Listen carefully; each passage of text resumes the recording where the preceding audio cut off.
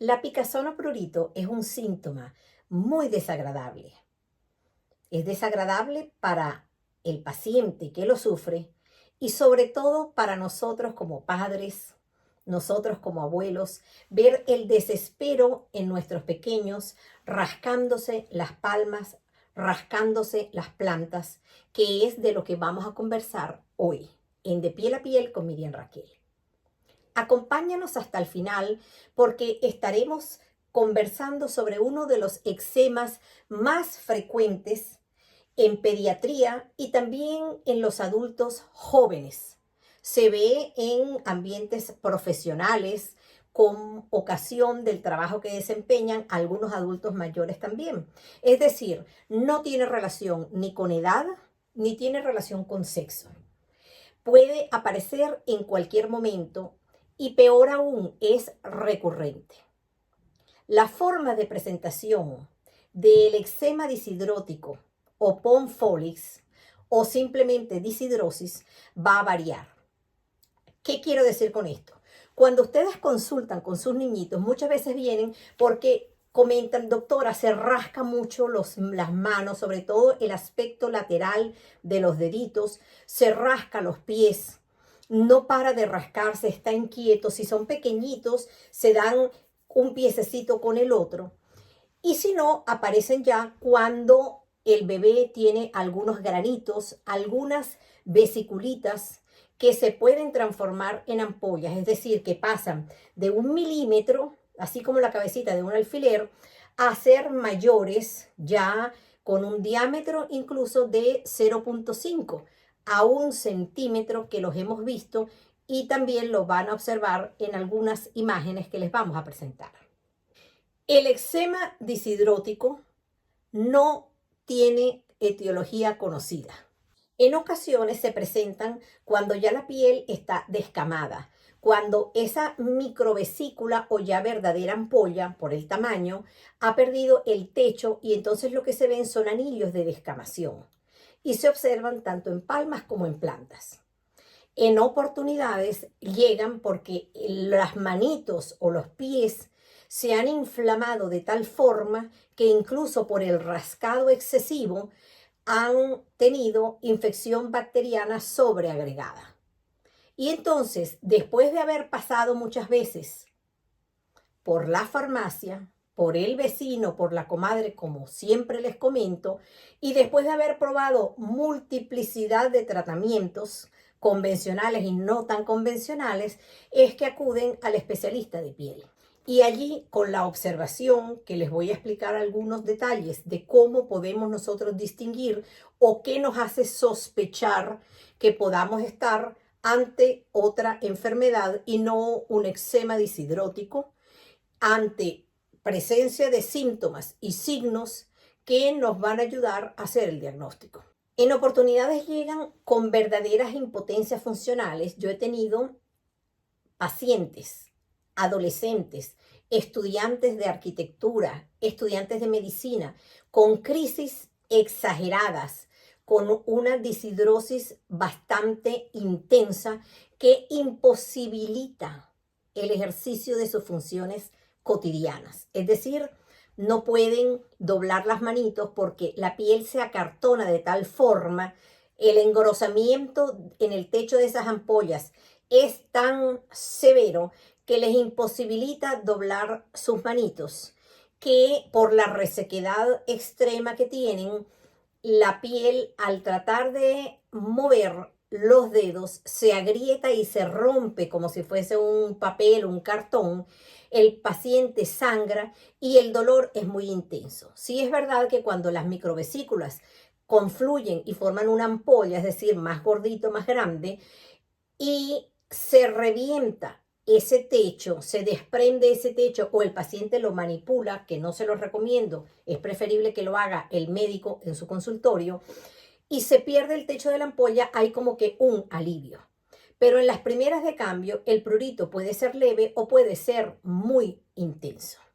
Generalmente la picazón o el prurito anteceden, es decir, se presentan antes de que aparezcan las burbujitas.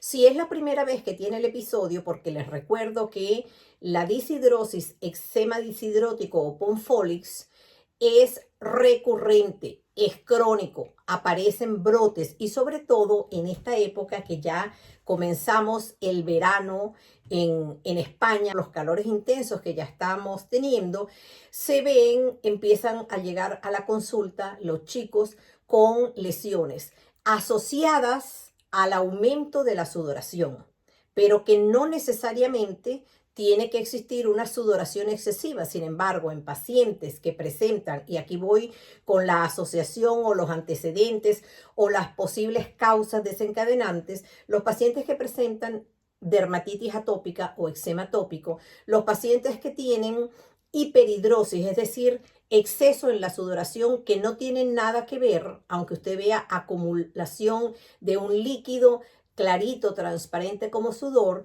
el eczema deshidrótico del que estamos conversando no tiene relación ni tiene que ver con las glándulas del sudor, en este caso serían las glándulas ecrinas.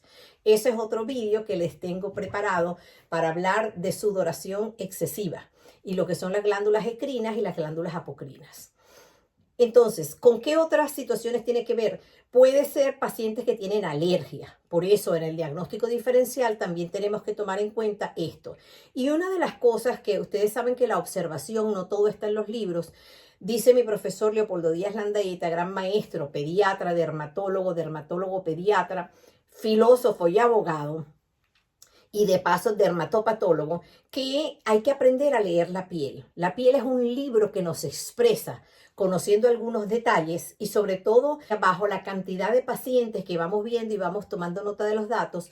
Cuando ustedes llegan a la consulta, vemos que el paciente ingresa a lo mejor con un calzado, con unas sandalitas plásticas, con unos suecos de estos plásticos que compran por allí en cualquier sitio, no lo vamos a mencionar, y que muchas veces por el exceso de calor, el roce y sobre todo por la alta temperatura a la que están expuestos nuestros niños y ustedes los adultos también, cuando están a la intemperie o incluso en la casa, hace que esas gomas, estos productos, estos materiales sintéticos desprendan algunos compuestos que pudieran provocar cierta sensibilización o alergia y entonces también se implica como uno de los factores desencadenantes el contacto o los pacientes que son alérgicos al níquel, los pacientes que pueden tener sensibilidad al cromo, aquellos niños que juegan a la intemperie, a campo traviesa o que están en algún sitio donde estén haciendo algún tipo de construcción de edificios o están haciendo alguna remodelación en la casa donde hay cemento. Recuerden que el cemento tiene cromo también y entonces pueden provocar o pueden predisponer la aparición del eczema deshidrótico en este caso. También algunos alimentos que se consumen se asocia que consumirlos puede predisponer a la aparición de síntomas, aparición de la picazón, del prurito y luego de las microvesículas y la transformación en ampollas.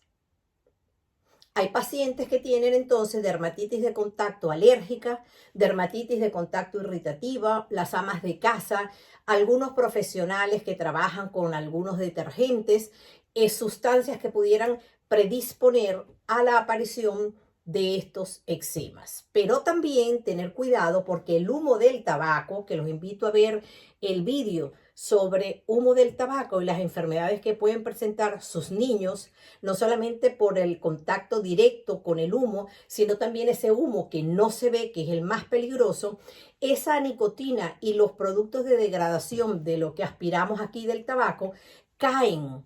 Y es esa polución dentro de la casa que a veces no la tomamos en cuenta, no nos damos cuenta.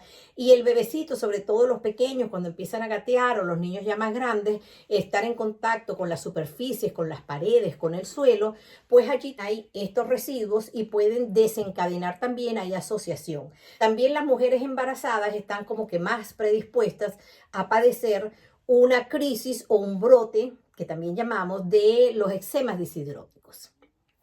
Entonces, como siempre les suelo comentar, no existen enfermedades, existen enfermos.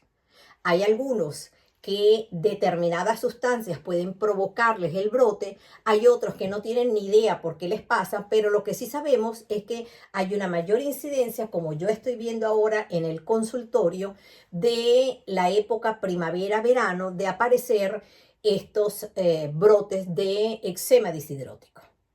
En los niños pequeños he visto casos de prurigo por insectos, es decir, esa respuesta exagerada ante el piquete o ante la picadura de algún mosquito, algún insecto en particular, el paciente responde con la aparición de pápulas, de granitos y un picor exagerado. Yo he tenido pacientes con disidrosis importantes, severas, difíciles de tratar, que incluso han sido ingresados para poder romper el techo de la ampolla, que ya les decía que es bastante duro, no es una ampolla que se rompa fácilmente, y que también nos ayuda a hacer el diagnóstico, sobre todo desde el punto de vista de la anatomía patológica, que obviamente en estos casos no se amerita biopsia, a menos que tengamos que hacer diagnóstico diferencial con algunas entidades, porque incluso en casos muy raros, con linfoma cutáneo también hay que hacer diagnóstico diferencial. Pero estos detalles, para que ustedes no se angustien, estos detalles de llegar incluso a tener que quitar un pedacito de piel para examinarlo, lo hacemos cuando el paciente no responde o cuando observamos algunas otras cositas, cuando leemos la piel o tenemos en algún paciente algunos síntomas o algunos antecedentes que nos ayudan a pensar, como deben ustedes siempre recordar, que la piel está expresando que algo por dentro no está bien, como pasa también, y es otro diagnóstico diferencial, además de los linfomas, con la psoriasis. Pero con lo que más frecuente nos encontramos, y es un motivo de consulta vuestro, después que han pasado por la farmacia, que no es que esté diciendo que el farmacéutico, ojo, pero muchos expendedores dicen, no, lo que tienes es un hongo, o si no la vecina, o si no la comadre, o si no el tío, la abuela, no, lo que tienes es un hongo, ponte esta cremita que se te quita. Y ustedes al ver que el paciente no mejora, o en algunas oportunidades pudiendo mejorar, porque el ungüento, la crema, el vehículo donde viene el principio activo, en este caso el antimicótico, se lo colocan y no es que le haga efecto el medicamento para los hongos, porque no es un hongo, sino la crema, la humectación puede ayudar y aliviar los síntomas. Pero cuando usted ve que recurre o cuando ve que tiene una infección sobreagregada y entonces consulta con nosotros, se da cuenta de que está ante la presencia de otra entidad. Sin embargo, les insisto con lo de las tiñas, los dermatofitos, los hongos de los pies, porque los diagnósticos diferenciales también pueden ser algo que nosotros denominamos ides o dermatofitides. Es decir, aquellas erupciones, sobre todo en manos, pero también se puede ver la tiña de la mano asociada a la tiña de ambos pies. Entonces siempre lo correcto es revisar al paciente íntegramente. En ocasiones llegan a la consulta, me dicen, doctora, es que tiene una erupción. Ajá, ¿dónde la tiene? En la carita y en el cuerpo.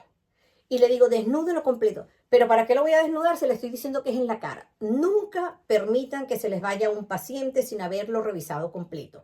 Máxime si son pequeñitos, si son niños, porque hasta separar los glúteos para ver las márgenes del ano nos puede ayudar a orientar el diagnóstico, sobre todo en los casos de infección sobreagregada. Porque en ocasiones llegan, como les decía, dependiendo de la historia natural, de la evolución natural de la enfermedad, no vienen cuando comenzó a picar, no vienen cuando las vesiculitas eran del tamaño de un alfiler, no acuden cuando estaba la ampolla, sino que acuden cuando está descamando. Y cuando está descamando, tenemos que hacer diagnóstico diferencial de una entidad que ya pudo haber pasado, que es la escarlatina, que estamos teniendo bastantes casos en este momento. Entonces hay que revisar incluso la boca, la lengua, la mucosa oral para tratar de orientar el diagnóstico. Obviamente que los ganglios a nivel del cuello, en toda la economía, en todo el cuerpo, y ver la calidad de la piel, porque esas enfermedades, igual que boca, mano, pie, también pueden provocar una descamación, que a veces llamamos descamación en guantes o en calcetín o medias para los que nos están viendo desde otras latitudes, y podemos hacer diagnóstico diferencial para confirmar, corroborar o sugerir que probablemente este paciente, de acuerdo a la evolución de su enfermedad, está presentando un eczema deshidrótico que, como les dije, no tiene nada que ver con las glándulas del sudor. Y otro diagnóstico diferencial también, que no es tan infrecuente en pediatría, sobre todo en adolescentes, pero también lo vemos de inicio en niños, les decía, es con la dermatitis atópica, el eczema plantar juvenil y también con la psoriasis. Entonces, ¿qué vamos a hacer? Una vez hayamos orientado el diagnóstico, tengamos un diagnóstico presuntivo o estemos prácticamente seguros porque la enfermedad es simétrica, porque el niño tiene antecedentes de alergia, de atopia, hemos descartado otras patologías. Si es un adulto, pues lo hemos visto con el internista o el médico tratante. Si tenemos muchas dudas y el diagnóstico no está orientado, como les digo, el diagnóstico es clínico, es por lo que yo estoy viendo y la historia que usted me cuenta. Pero si tenemos dudas y existen otros factores intercurrentes o relacionados, pues está indicado la biopsia muy excepcionalmente. Y compartir el paciente, porque antes de todo eso, el paciente se le deberían hacer unas pruebas de parche para descartar que no tenga esa sensibilidad que le decía a algunos metales, a algunos agentes como el níquel, como el cromo, el cobalto u otros, o incluso a algunos alimentos. Y compartir el caso con el alergólogo, en este caso el alergólogo pediatra o el alergólogo general, antes de colocar un tratamiento. Sin embargo, doctora, no sé qué es.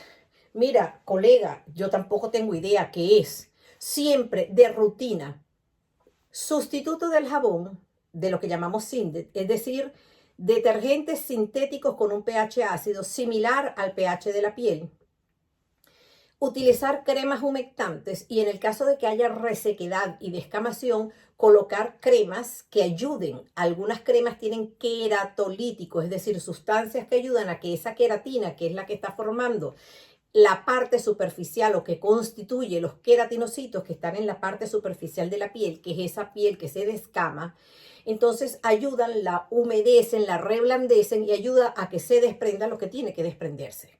Entonces, sustituto del jabón y un humectante religiosamente, así como el cepillado de los dientes, es a la boca, son estos productos a la piel. Máxime si la piel está enferma.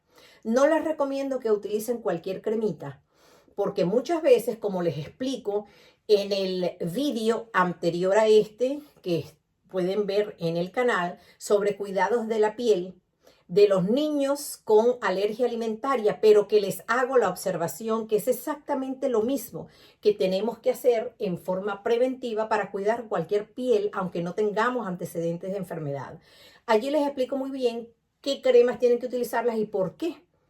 Es preferible una testeada dermatológicamente, algo bueno, pero si en su defecto usted no tiene más nada, pues aplíquese simplemente petrolato puro o vaselina, que lo que va a hacer es una capa oclusiva, como si fuera un guante, no tiene ningún nutriente, pero es mejor eso que nada. ¿Cómo lo vamos a tratar? En primer lugar, podemos no hacer nada. Y ustedes me dirán, doctora, yo lo tengo, pero yo no hago nada y se me quita. Sí, la historia natural de la enfermedad dice que en 2 o 3 semanas las lesiones que son leves a moderadas pueden desaparecer solitas y luego la piel se recupera ella misma.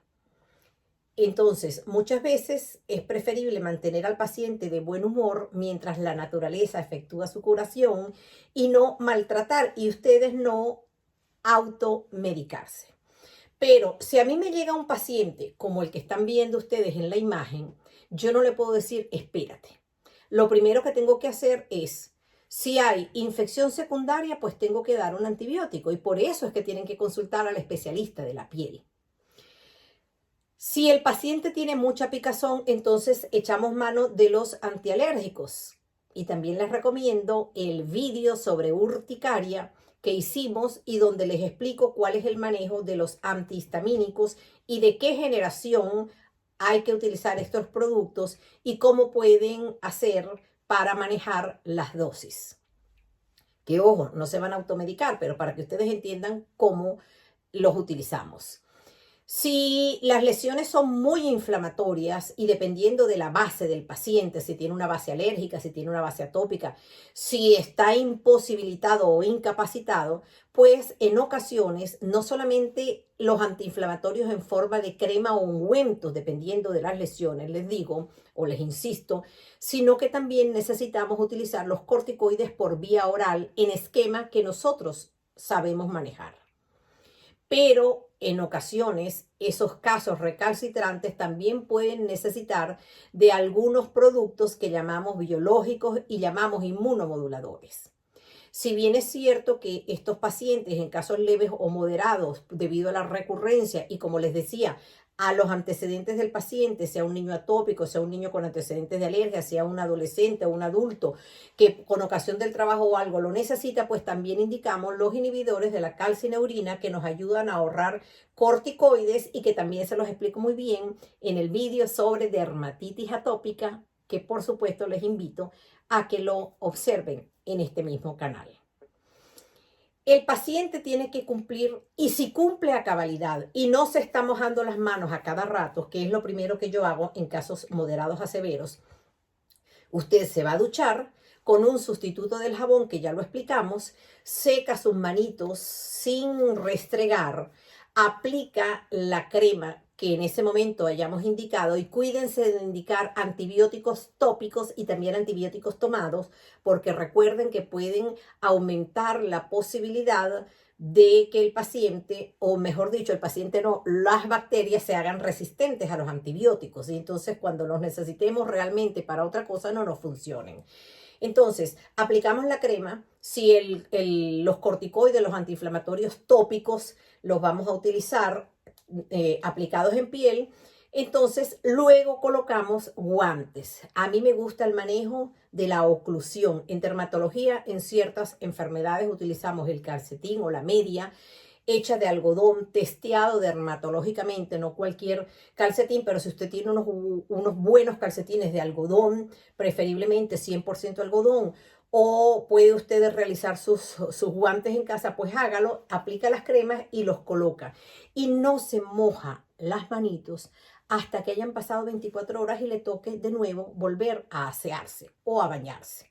Estos pacientes con los eczemas incapacitantes, pues obviamente que tenemos que darles reposo en casa y a veces pasan hasta 2 semanas para superar y que esa piel se recupere. Recuerden que la piel necesita también desde la base, la membrana basal de la epidermis, ir regenerándose progresivamente y eso no se sucede de la noche a la mañana. Si el paciente viene ya en la fase de descamación y no hay impotencia ni nada de eso, solamente un poquito de prurito o de picazón, pues mandamos el antihistamínico de los específicos, no de esos que se utilizaban cuando yo era pequeñita, hace más de 60 años, y que provocan sedación, sino que podemos mandar algunos incluso a doble dosis, como les dije, que pueden observar en el vídeo sobre urticaria que tienen en este canal, y lo mantenemos por 1 mes, por 2 meses, incluso hay trabajos publicados que se pueden dejar por mucho más tiempo sin efectos secundarios. Si el paciente tiene el eczema disidrótico y pudiéramos sospechar que hay otra patología, pues obviamente hacemos las pruebas que ya les comentamos. Muy pocas veces tenemos que echar mano de otros productos que son del manejo específico del dermatólogo, obviamente en conjunto con el internista o con el médico pediatra. Y una vez que haya bajado la inflamación, que el paciente vaya progresando, la piel se vaya cicatrizando, pues entonces indicamos la rutina que es sustituto del jabón y un humectante. Y seguro que usted va manteniendo los cuidados generales de la piel, el paciente va a tener menor capacidad de la recurrencia y por favor cuídense del estrés, que no se lo había nombrado, que hay pacientes incluso que tienen fobia a salir a la calle o fobias en el trabajo o fobias de cualquier tipo o tienen alguna otra psicopatía o tienen miedo o están muy estresados o están en verdaderos problemas como tenemos hoy en día la mayoría y esos pacientes o en esas situaciones aparece con mayor frecuencia el eczema disidrótico. Preguntas frecuentes de las madres. Doctora, ¿y entonces puede ir a la piscina? Sí, por supuesto que puede ir a la piscina, aunque les recordaba que algunos productos químicos pueden influir en la aparición de la enfermedad. Sin embargo, una vez curado, si usted cuida su piel como debe ser, es probable que la recurrencia, la nueva aparición de las lesiones no se presente tan rápidamente. Y sobre todo cuando conocemos qué tenemos, pues la posibilidad cada vez va a ser menor porque usted se va a cuidar. Les hablaba de algunos productos como el níquel. Recuerden que el níquel en algunos alimentos, que hay algunas madres me dicen, doctora, a veces cuando yo les doy judías, pues veo como que el paciente, o a veces cuando come cebolla, cuando come maíz, recuerden que el níquel puede estar contenido en este tipo de alimentos, en los guisantes, incluso en el maní o cacahuete. En las pasitas también puede estar, les decía, las judías, las cebollas y en, en esos repollitos pequeñitos, en las coles también se consigue, pueden conseguir el níquel. Pero también en todo lo que venga dispensado o que usted lo compre que venga contenido en una lata. No olviden el calzado de los niños. Invierta en unos buenos zapatitos, preferiblemente que utilice un calzadito para ir a la piscina o algo bueno. No deje las gomas, las sandalias, los calcetines, las cholas, las chanclas, como usted los quiera llamar, a la intemperie bajo el sol y después se lo vaya a poner a los niños. Y si va a estar caminando a campo traviesa o aquellos que hacemos senderismo, utilicen unas buenas medias, pero antes de colocarse las medias o el calcetín, colóquese una buena crema humectante, relipidizante, protectora. Y si no tiene más nada, ya les dije, utilicen el petrolato puro o la vaselina. El calzado es muy importante y les prometo hacerles un vídeo sobre cómo cuidar nuestros pies. Cómo hacer la higiene de los pies para que usted no vaya a tener mal olor ni sufra tampoco de hongos, porque en la medida en que usted no tenga una buena higiene, pues está más propenso a padecer cualquier tipo de enfermedad. Y lo más importante, aprender a relajarnos. Les voy a invitar a una profesora de yoga para que hablemos también sobre cómo ayudarnos a través del ejercicio a buscar la calma, a través de nuestros pensamientos positivos, a través de la religión, a través, en mi caso, de la creencia en Dios, a demostrarnos que realmente tenemos fe y a tratar de disminuir esa ansiedad o ese estrés que muchas veces está solamente en nuestros pensamientos y nunca va a suceder, pero que sí permiten que nuestra piel exprese muchas enfermedades y dentro de ellas tenemos al eczema disidrótico. Ojalá esto les sirva. Ayúdenme a reenviarlo a sus pacientes, a sus contactos, a sus amigos, a los profesores de deporte, en las escuelas. Y si tienen a bien, pues regálenos un like y hagan algún comentario. Los espero en una próxima oportunidad. No me queda más que decirles que Dios los bendiga y muchísimas gracias. Un abrazo.